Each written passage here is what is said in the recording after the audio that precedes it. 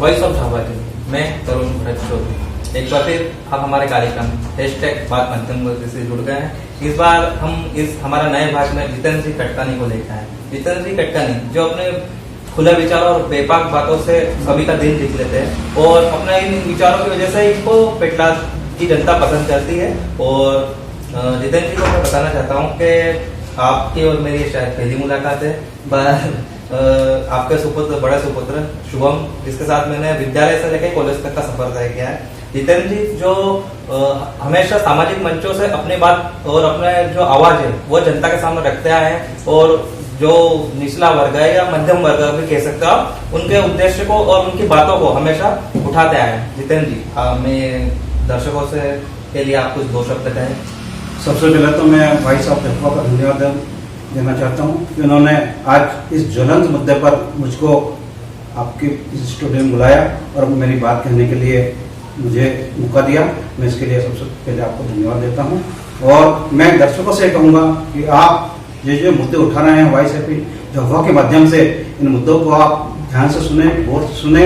ये मुद्दे आपके अपने हैं, ये मुद्दे आपके अपने जीवन से जुड़े हुए हैं, ये मुद्दे मध्यम वर्गीय परिवारों की जान है, रीढ़ है। और हम इन्हीं मुद्दों पे बात करेंगे जो जिनसे मध्यम वर्गीय परिवार आज परेशान है और इन परेशानियों से उन्हें कैसे मुक्ति हो और इन परेशानियों के साथ वे अपने जीवन को आगे कैसे जिए।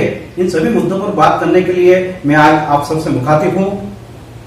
धन्यवाद। जैसा कि मैं आपको शुरुआत में ही बता चुका हूँ, जितेंद्र जी अपना आप संपूर्ण और निपुण भी है।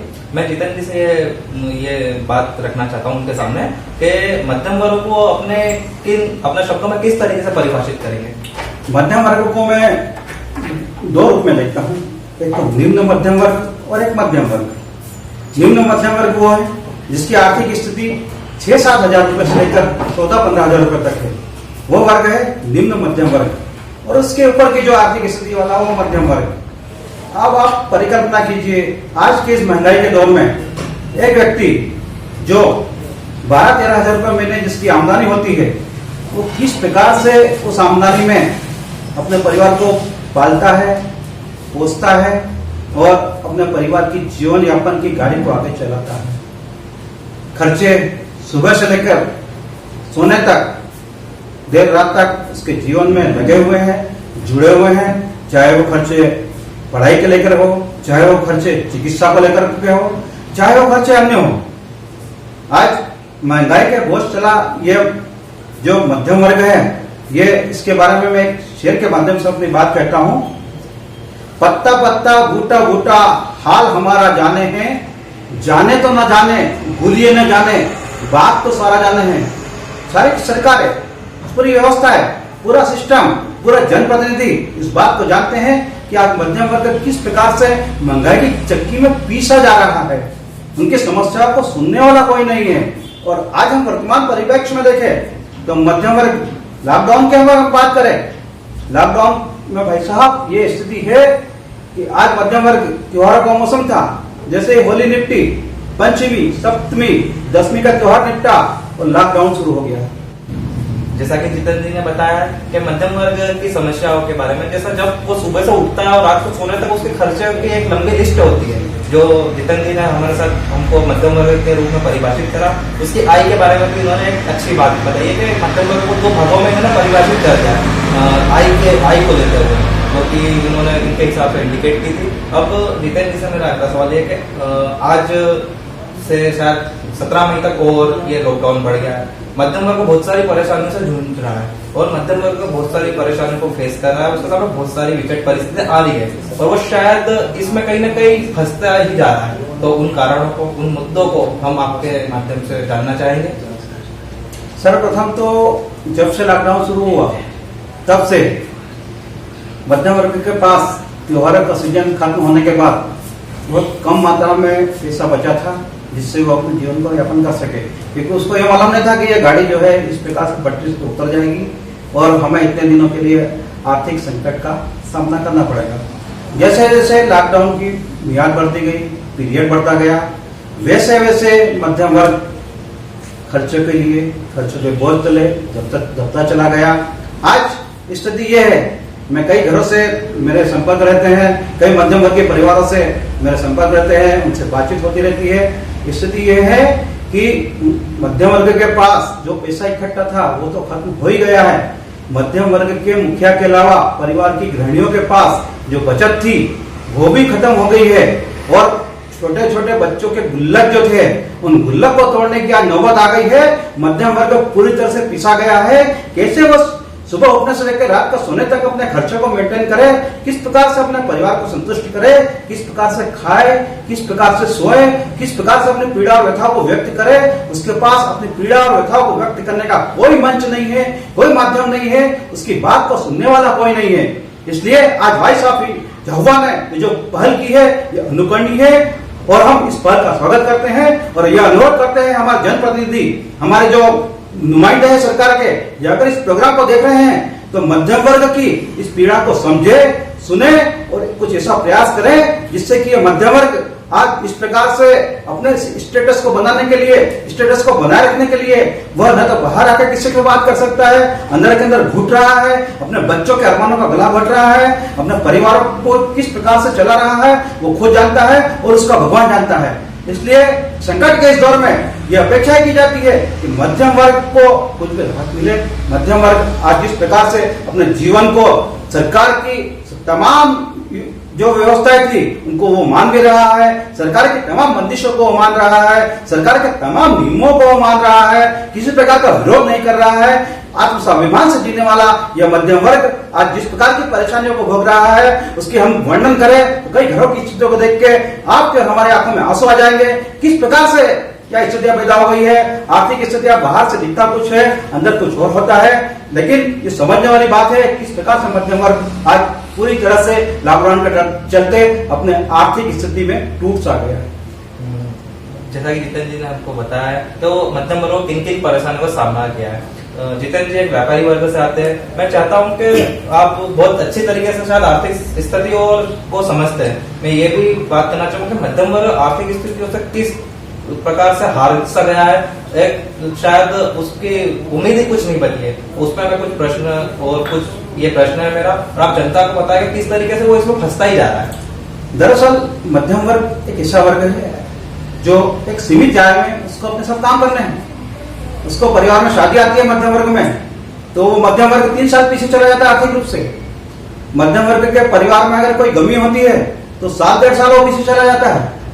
मध्यम वर्ग के परिवार में बच्चों को पढ़ाई के लिए आगे पहुंचाना होता है तो किस प्रकार से वो अपने आर्थिक अरमानों का गला घोटता है, किस प्रकार से उसके लिए पैसे की व्यवस्था करता है। और इन सब चीजों को करने के लिए मध्यम वर्ग साहूकारों नहीं सूदखोरों के चंगुल में फंस जाता है कभी कभी, और सूदखोरों के चंगुल में फंसकर वो बहुत ऊंचे ब्याज दर पर वो पैसा लेता है।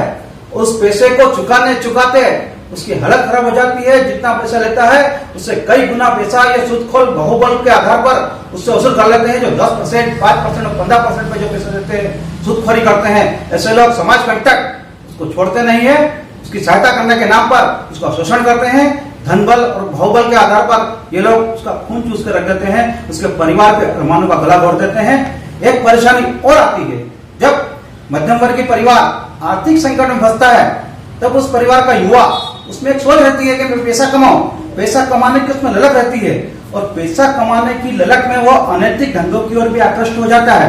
वो सोचता है कि पैसा कमाने का शार्ट टिकट क्या है। वो पैसा कमाने का शार्ट टिकट ढूंढता है वादा बाजार में, वो पैसा कमाने का शार्ट टिकट ढूंढता है सट्टा बाजार में, और वादा बाजार और सट्टा बाजार में एक बार फंसा हुआ युवा न तो उस मकर जाल से निकल पाता है और न ही अपने परिवार को उससे मुक्त कर पाता है, और धीरे धीरे या तो वह आत्महत्या करने को मजबूर हो जाता है, या परिवार के पास अगर कोई जल संपत्ति रहती है तो वह भी जो है साफ हो जाती है। तो मध्यम वर्ग एक ऐसे मकर जाल में उलझता जा रहा है जिसका न तो कोई ओर है और न छोर है। एक बात और है, जब मध्यम वर्ग परेशानियों में जूझता है, जब मध्यम वर्ग इन आर्थिक परेशानियों का सामना करता है, तब मध्यम वर्ग का मुखिया या मध्यम वर्ग का युवा अपने गम और परेशानियों को दूर करने के लिए नशे की ओर आकृष्ट होता है, और यह नशा उसको न तो सुकून देता है न चैन की जिंदगी देता है, वरन खुद का जीवन बर्बाद करता है और अपने परिवार के लिए भी कई तरह की मुसीबतों को पैदा करता है। तो जितेंद्र जी से हमने जाना, शुरुआत में हम बता चुके थे कि जितेंद्र जी संपूर्ण और निपुण है। उन्होंने मध्यम वर्ग कुछ और नए मुद्दों पे हमने बताया कि मध्यम वर्ग किन किन परेशानियों से गुजर रहा है। उन्होंने नए मुद्दों और नई बातों को बताया जिससे मध्यम वर्ग उस और आकर्षित हो रहा है और अपने आप को उस जाल में फंसाता जा रहा है। जैसे मकड़ी का जाल, जैसा आपने बोला मकड़ जाल में फंसता जा रहा है, उसमें निकलने का कोई रास्ता ही नहीं रहता। रास्ता ही नहीं है। शायद वो उस जाल की तरफ इतनी तेजी से भाग रहा है कि शायद वो अंदर इतनी अंदर पहुंच चुका है कि शायद वो बाहर कभी आ ही ना पाए। तो मेरा यही अनुरोध है आपसे कि, और मैं ये चाहता हूँ कि आप जनप्रतिनिधि और सरकार और हमारे मुख्यमंत्री जी, प्रधानमंत्री जी से आप क्या अपील करना चाहेंगे, क्या संदेश देना चाहेंगे उनको कि इस मकड़ जाल और जो है हमारी मतलब जो परेशानियां हैं, जिसको परेशानियां कह सकते हैं, उन परेशानियों से हम बाहर निकल सके। सबसे पहले तो मैं कहना चाहूंगा कि मध्यम वर्गीय परिवार ने जो कर्जा अपने धंधों को चलाने के लिए लिया है, चाहे वो समूह के माध्यम से हो, चाहे वो किसी अन्य माध्यम से उन्होंने जो कर्जा लिया है, उस कर्जे के ऊपर कुछ उनको रियायत मिले, कुछ ब्याज पे उनको छूट मिले। दूसरी बात, जिस प्रकार शिक्षा के लिए मध्यम वर्गीय परिवार के बच्चों की 3 माह की स्कूल फीस माफ की जाए, ये एक बहुत बड़ा मुद्दा है। चिकित्सा के क्षेत्र में मध्यम वर्ग को सुविधा दी जाए। मध्यम वर्ग के बिजली के बिल 2-3 महीने के लिए तो अवश्य माफ किए जाने चाहिए, जिससे उसको एक राहत की सांस मिले। और मध्यम वर्ग को अपने आर्थिक स्तर को ऊंचा उठाने के लिए सरकार को कुछ इस प्रकार की योजना मध्यम वर्ग के लिए लाने चाहिए, जिससे कि उनका जीवन स्तर ऊंचा उठाए और वो किसी के आगे हाथ फैलाने के लिए बेबस न हो, वो ऐसे चक्रव्यूह की ओर न बढ़े जिससे उनका परिवार बर्बादी के कगार पर पहुंचे, वह ऐसे चक्रव्यूह की ओर न बढ़े जिससे वो और उनका परिवार जो है समाज में प्रतिष्ठा के साथ अपना सर ऊंचा करके नहीं चल सके और उसका स्टेटस बना रहे मध्यम वर्ग का, उसका जो सम्मान बना रहे, आत्मसम्मान बना रहे, ऐसी व्यवस्था सरकार को करना चाहिए। आज पैकेज सभी के लिए आते हैं, मध्यम वर्ग के लिए आज कोई पैकेज नहीं है। और आज लॉकडाउन के इस दौर में मध्यम वर्ग जिस प्रकार से अपने आप को असहाय और बेबस महसूस कर रहा है, ये चिंतनीय है, ये सोचनीय है। और इस बात को हमारे जनप्रतिनिधियों को, नुमाइंदों को और सरकारों को सोचना है, हमारे मुख्यमंत्री जी को सोचना है, हमारे प्रधानमंत्री जी को सोचना है, हमारे विभिन्न जनप्रतिनिधियों को सोचना है, किस प्रकार से हम मध्यम वर्ग को राहत दें, किस प्रकार से हम मध्यम वर्ग को जीवन को ऊंचा उठाने के लिए प्रयास करें, ताकि वे एक सम्मानजनक जीवन जी सके। और मैं एक शेर के माध्यम से अपनी बात करता हूँ, पीर पर्वत सी बन गई, अब तो पिघलना चाहिए, इस हिमालय से अब कोई गंगा निकलना चाहिए। सिर्फ हंगामे खड़ा करना मेरा मकसद नहीं है, मेरी तो कोशिश है कि ये तस्वीर बदलना चाहिए। आप तेरे सीने में लगे, मेरे सीने में आग जरूर कहीं ना कहीं लगना चाहिए। इसी उम्मीद के साथ मैं उम्मीद करता हूं कि सरकार हम मध्यम वर्ग की बात को सुनेगी, हमारी समस्याओं को समझेगी और इस बात का प्रयास करेगी कि मध्यम वर्ग इस दौर से निकले, इस दौर से गुजरे और एक सम्मानजनक जीवन जीते हुए समाज, देश और निर्माण में अपनी सहभागिता को व्यक्त कर सके। जितेंद्र जी को हमने सुना, जैसा कि जितेंद्र जी ने बताया कि आग भड़कनी चाहिए। ये आग तो शायद हम आग तक पहुंचने में शायद हमें बहुत टाइम लगेगा, पर एक चिंगारी जो हमने वॉइस ऑफ जावा के साथ लगाई है, वो शायद वो विचारों के साथ एक बड़े आग में तब्दील होगी। आज नहीं तो कल नहीं तो परसों, पर ये आग का ज्वाला जरूर बन के बाहर निकलेगी। और मैं जितेंद्र जी से जानना चाहूंगा कि इस विषय पर आप किसी और को आमंत्रित करना चाहते हो या कोई और इस विषय पर अपना विचार व्यक्त करे, उसके लिए मैं एक नाम जानना चाहता हूँ। मैं नगर पंचायत के जागरूक पार्षद भाई डॉक्टर अशोक जी शर्मा का नाम इस सजेस्ट करता हूँ। वे इस मुद्दे पर बहुत अच्छी तरह से अपनी बात को रख सकेंगे। वे भी मध्यम वर्गीय परिवार से जुड़े हुए हैं और निश्चित रूप से वे इन मुद्दों को समझते हुए अपनी बात को बेबाकी से रखेंगे। वॉइस ऑफ हवा की तरफ से मैं जितेंद्र जी कटकानी का आपका बहुत बहुत धन्यवाद जो आपने मुझे बुलाया और मध्यम वर्ग की आवाज को अपनी आवाज बनाकर मध्यम वर्ग को एक सहारा दिया, इसके लिए आपको बहुत बहुत धन्यवाद। कट्टानी जी को मैं बहुत बहुत धन्यवाद, आभार प्रकट करता हूँ, जिन्होंने अपना कीमती समय हमारे लिए निकाला, वॉइस ऑफ झाबुआ के लिए निकाला, हमारे दर्शकों के लिए निकाला। अब मैं डॉक्टर अशोक जी से, सोनी जी से ये दरख्वास्त करता हूँ, विनती करता हूँ, निवेदन करता हूँ कि वो भी इस कड़ी में जुड़े, इस मुहिम को आगे बढ़ाए। और मेरे दर्शकों से यही विनती है कि हमारे प्रोग्राम में कुछ कमियां हो सकती है, कुछ दिक्कतें आ सकती है, कुछ त्रुटियां हो सकती है, पर हमारा उद्देश्य किसी की भावनाओं को आहत करना नहीं है। हमारा उद्देश्य सिर्फ मध्यम वर्ग की आवाज को आगे बढ़ाना है। धन्यवाद। इसी के साथ मैं तरुण चौधरी आपसे विदाई लेता हूं।